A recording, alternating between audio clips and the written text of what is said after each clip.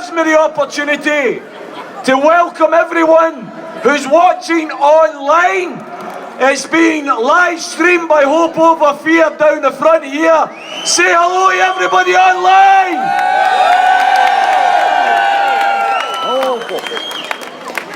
Can I also thank everyone for making the effort to come out here today.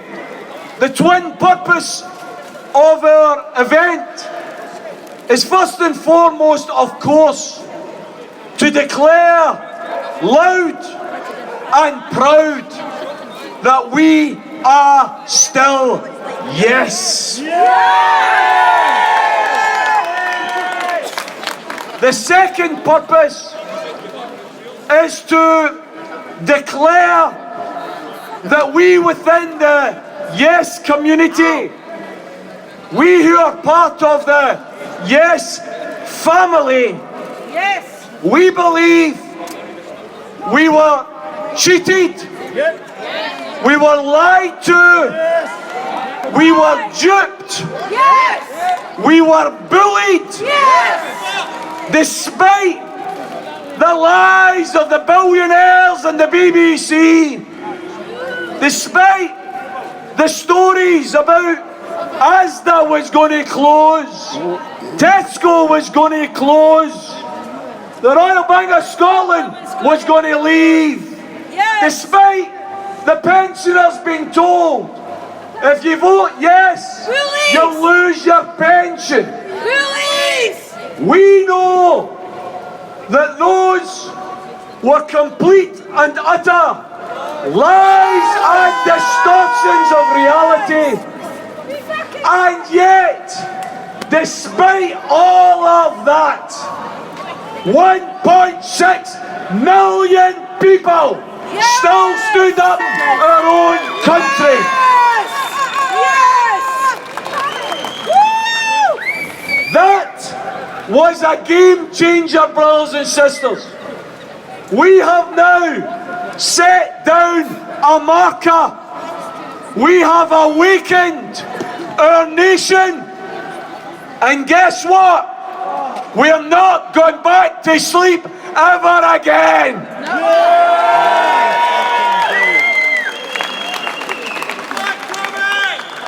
Those who were duped, those who were bullied, they want another opportunity.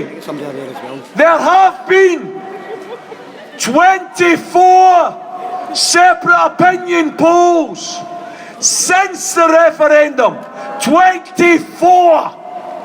And of those 24 separate opinion polls, every single one of them has shown more people than 45% would now vote for independence. The most recent polls show that we now have an absolute majority who would vote for independence. We believe, yes, City Dundee, Hope Over Fear, we believe that we need a second referendum. And some people say, would it be too early? Would it be too early, Tommy? Should we not wait till we're sure that we're going to win? Brothers and sisters, I think there's two problems with that. The first problem is, see, when you're in a battle, the truth is, you don't know for certain you're ever going to win. But you know for certain that if you don't fight, then you're not going to win. I think we have to stand up for the victims of austerity. We have to stand up for the 100,000 Waynes that are going to be plunged into poverty over the next 3 years. The 200,000 who are going to lose their tax credits in the next month. We have to stand up for the low paid, for the homeless, For those that are in accommodation that isn't fit for their families. We have to stand up for the unemployed. We have to stand up for the low paid. We have to stand up for the disadvantaged, for the disabled. We have to stand up for those who are denied a voice in this society. And we have to say loud and clear to those who say wait.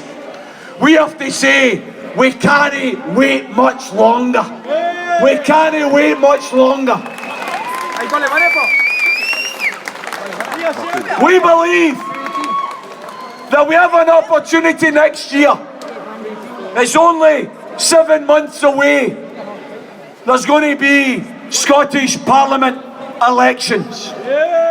Brothers and sisters, as it was vital in May of this year to put the cause of independence before your political party, so next year everyone in the Yes family should keep the cause of independence number one. Number one.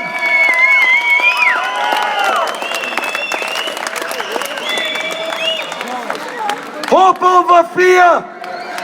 Yes, City Dundee is aligned to no political party. We are an independence movement. That's why we appeal to the people of Scotland. Next May, use your 2 votes wisely. Use your first vote, your constituency vote.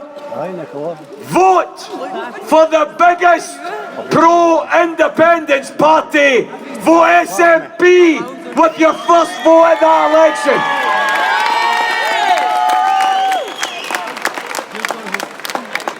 With your second vote, please open your eyes to the nature of the electoral system.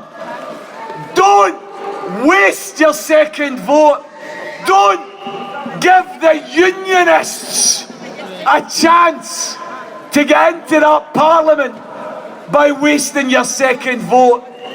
Give your second vote to another pro-independence, anti-austerity party. That's what you do. And if the people of Scotland listen to that message and use the democratic right properly, we could elect a pro-independent Scottish Parliament which gives us the mandate to demand the earliest possible second referendum. That's the reality of the chance that we have. Some want it earlier. Our argument is this: get the mandate next May. Allow the local elections to take place in 2017.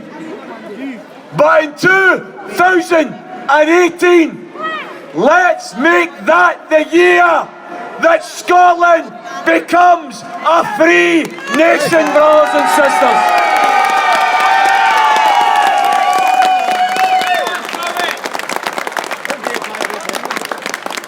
We will not be dictated to by the billionaires and the millionaires and the lords and the ladies. Let's be clear about this. The reason we had so many of the lords, Lord Robertson, Lord McConnell, Lord Reid, running around the country telling everyone there'd be a disaster if you vote for independence. The reason they wanted us to stay part of the UK wasn't it because they had any concern with the poor in Dundee. Wasn't it because he had any concern with the public sector workers anywhere else in Scotland? They wanted us to vote no so they could keep their jobs. Because the reality is, once we get independence, Scotland is going to be against the benefit scoungers. We're going to close the House of Lords. That's what we're saying loud and clear.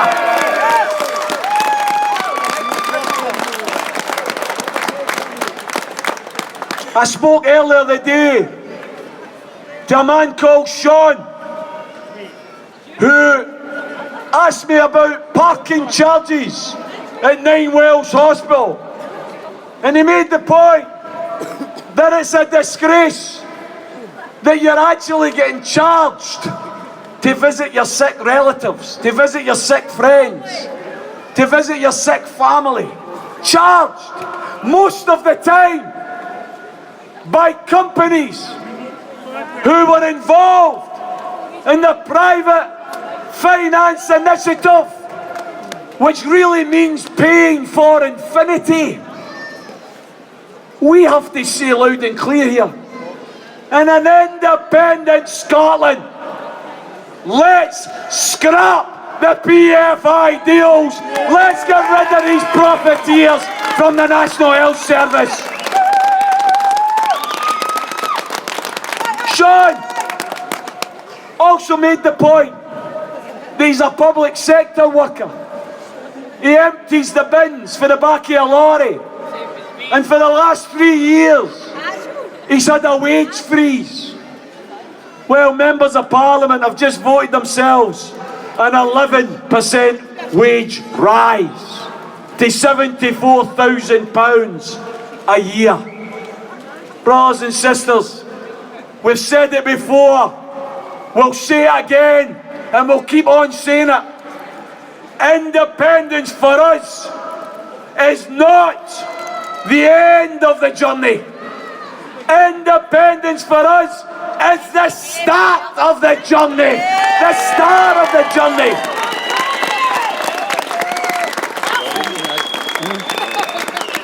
The start of a journey to turn Scotland from a low-paid economy, a country with 200,000 Waynes living in poverty, a country with homes unfit for habitation, a country where the land is owned and controlled by a tiny clique at the top of society. Independence for us is about turning Scotland into a nation of freedom, yes, but also of fairness, of redistribution of wealth, of raising the standard and the quality of life of every man, woman and child in Scotland. That's what independence is all about.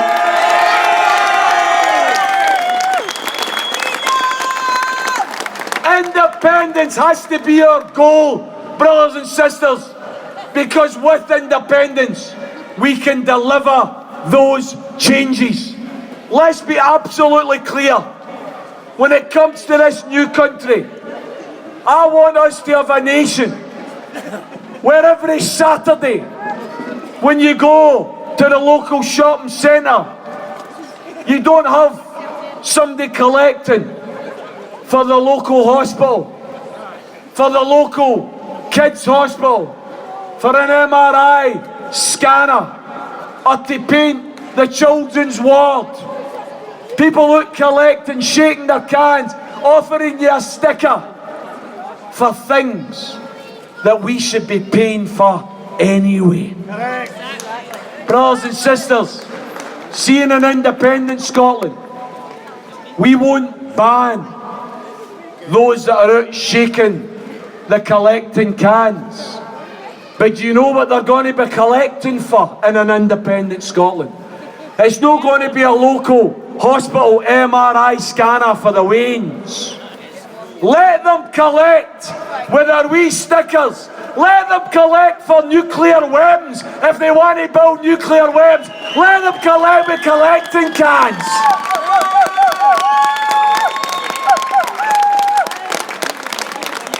Because in an independent Scotland, We're not prepared to stand by and see billions of pounds wasted in immoral, illegal weapons of mass destruction when Waynes are poor and houses need built and hospitals need equipment.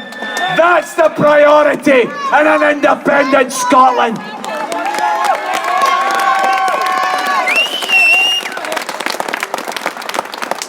Brothers and sisters, I want to appeal to each and every one of you. Please show that we are big enough. Show that we are smart enough. And in particular, show that we are brave enough to do what 200 other nations across the world do.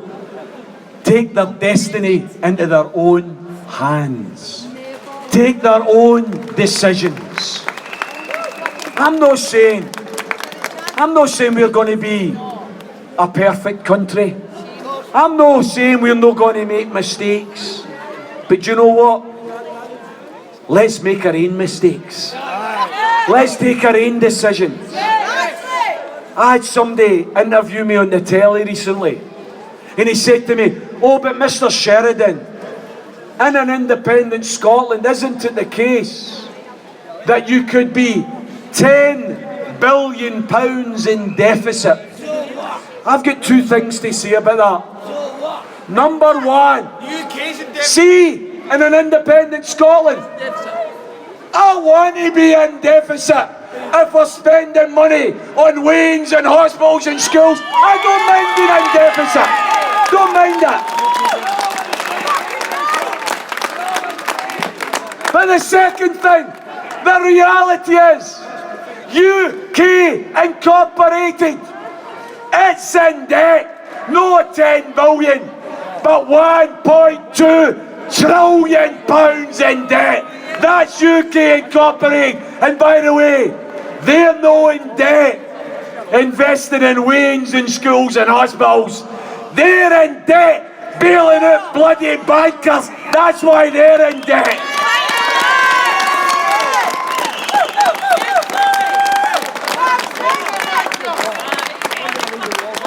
Let's be loud and clear on this. It's a new society we want to build. A society that bails out the bairns, doesn't bail out the bankers. You know, there's a country across the water that had similar financial problems to us. It wasn't the low-paid workers that caused the problems. It wasn't the public sector workers that caused the problems. It was the bankers and the political friends that caused the problems. Guess what?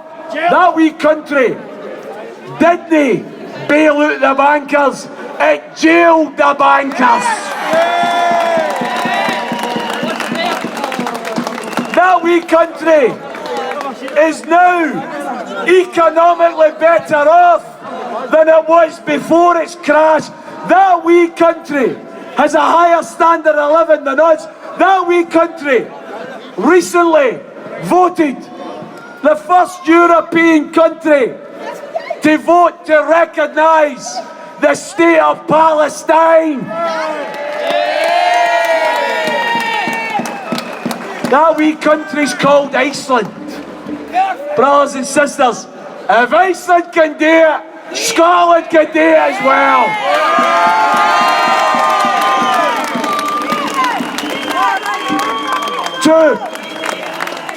Two more wee things before we introduce these wonderful dancers. I need to apologise to them because they'll be called waiting to come on here. But two more wee things, brothers and sisters.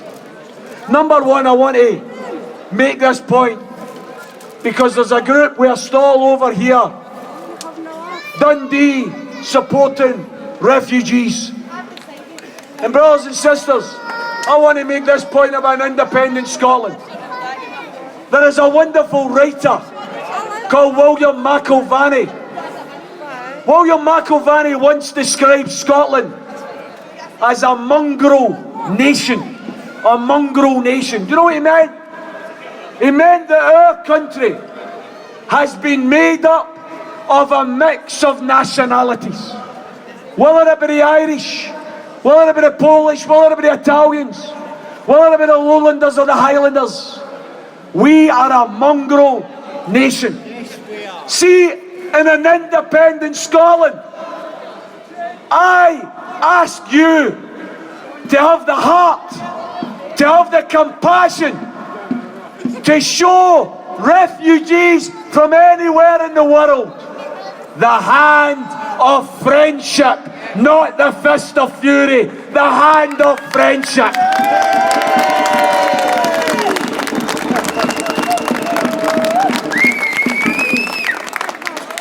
Brothers and sisters, I'm going to finish by this appeal to each and every one of you.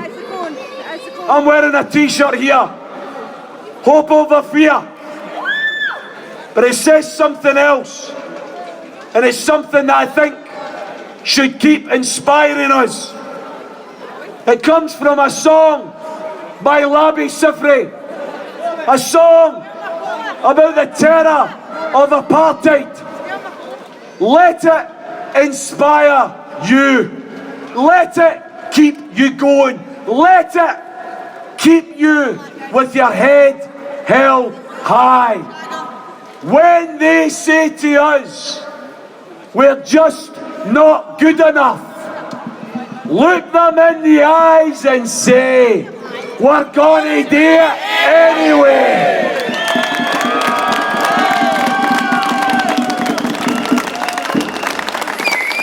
Brothers and sisters, there's something inside so strong. Thank you very much, brothers and sisters.